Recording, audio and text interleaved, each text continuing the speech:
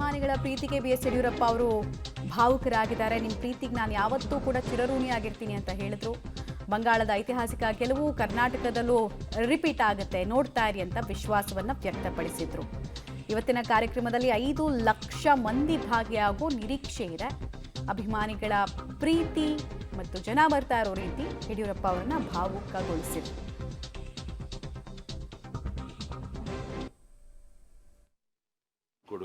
ಐತಿಹಾಸಿಕ ಕಾರ್ಯಕ್ರಮ ಆಗೋದಿದೆ. ನಮ್ಮ ನಿರೀಕ್ಷೆ ಪ್ರಕಾರ ಒಂದು 5 ಲಕ್ಷಕ್ಕೂ ಹೆಚ್ಚು ಜನ ಸೇರ್ಬೋದು ಅಂತ ಅಂದಾಜು ಮಾಡಿದ್ದೇವೆ. ನಾನು ಒಂದೇ ಒಂದು ವಿನಂತಿ ಮಾಡುವಂಥದ್ದು, ಯಾರು ಭಾಳ ದೂರದಿಂದ ಬಸ್ಗಳಲ್ಲಿ ಬರ್ತಾ ಇದ್ದಾರೆ, ಪೈಪೋಟಿ ಮಾಡಿದ್ದೇನೆ ಶಾಂತ ರೀತಿಯಲ್ಲಿ ವಾಪಸ್ ಅವ್ರ ಊರು ತಲುಪಿದ್ರೆ ಅದೇ ನಾನು ಕೊಡುವಂಥ ದೊಡ್ಡ ಕೊಡುಗೆ. ಆದ್ರಿಂದ ಯಾರ್ಯಾರು ದೂರದಿಂದ ಬರ್ತಾ ಇದ್ದಾರೆ ಅವರು ಭಾಳ ಎಚ್ಚರಿಕೆಯಿಂದ ಬರಬೇಕು. ಬಸ್ಸುಗಳಲ್ಲಿ ಪೈಪೋಟಿ, ಕಾರುಗಳಲ್ಲಿ ಪೈಪೋಟಿ ಮಾಡಿದ್ದೇನೆ ಕಾರ್ಯಕ್ರಮಕ್ಕೆ ಬಂದು ತಮ್ಮ ಸ್ಥಳಗಳಿಗೆ ತಲುಪಬೇಕು ಅಂತ ಕೈ ಜೋಡಿಸಿ ಅವರೆಲ್ಲರೂ ಪ್ರಾರ್ಥನೆ ಮಾಡ್ತೇನೆ. ಇದು ಐತಿಹಾಸಿಕ ಕಾರ್ಯಕ್ರಮ ಆಗೋದಿದೆ. ನಮ್ಮ ನಿರೀಕ್ಷೆ ಪ್ರಕಾರ ಒಂದು 5 ಲಕ್ಷಕ್ಕೂ ಹೆಚ್ಚು ಜನ ಸೇರ್ಬೋದು ಅಂತ ಅಂದಾಜು ಮಾಡಿದ್ದೇವೆ.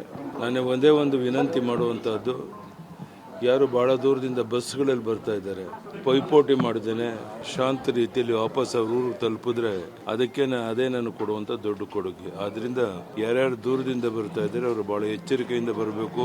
ಬಸ್ಸುಗಳಲ್ಲಿ ಪೈಪೋಟಿ, ಕಾರುಗಳಲ್ಲಿ ಪೈಪೋಟಿ ಮಾಡಿದ್ದೇನೆ ಕಾರ್ಯಕ್ರಮಕ್ಕೆ ಬಂದು ತಮ್ಮ ಸ್ಥಳಗಳಿಗೆ ತಲುಪಬೇಕು ಅಂತ ಕೈ ಜೋಡಿಸಿ ಅವರೆಲ್ಲರೂ ಪ್ರಾರ್ಥನೆ ಮಾಡ್ತೇನೆ.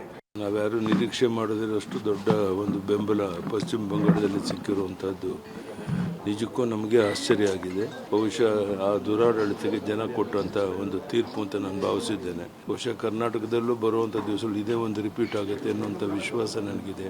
ಕಾದು ನೋಡೋಣ ಏನಾಗುತ್ತೆ ಅಂತೇಳಿ. ನಿಜಕ್ಕೂ ಇದೊಂದು ಬಹಳ ಐತಿಹಾಸಿಕ ಒಂದು ಪಶ್ಚಿಮ ಬಂಗಾಳದ ಒಂದು ಚುನಾವಣೆ. ನಾವ್ಯಾರು ನಿರೀಕ್ಷೆ ಬಿ.ಎಸ್. ಯಡಿಯೂರಪ್ಪ ಅವರು ಅವರ ಸಂಭ್ರಮಕ್ಕೆ ಅಂತ ಹೇಳಿ ಸಾಕಷ್ಟು ಸಂಖ್ಯೆಯಲ್ಲಿ ಜನ ಬರ್ತಾ ಇರೋದನ್ನು ನೋಡ್ತಾ ಇದ್ದೀರಾ. ಕಾರ್ಯಕ್ರಮವನ್ನು ಅತ್ಯಂತ ಗ್ರ್ಯಾಂಡ್ ಆಗಿ ಸೆಲೆಬ್ರೇಟ್ ಮಾಡಲಾಗ್ತಾ ಇದೆ. ಬಿ.ವೈ. ವಿಜಯೇಂದ್ರ ಇದ್ದಾರೆ, ಮತ್ತು ಈಗಾಗಲೇ ಬಿಜೆಪಿಯ ಎಲ್ಲ ನಾಯಕರು ಕೂಡ ಉಪಸ್ಥಿತರಿದ್ದಾರೆ.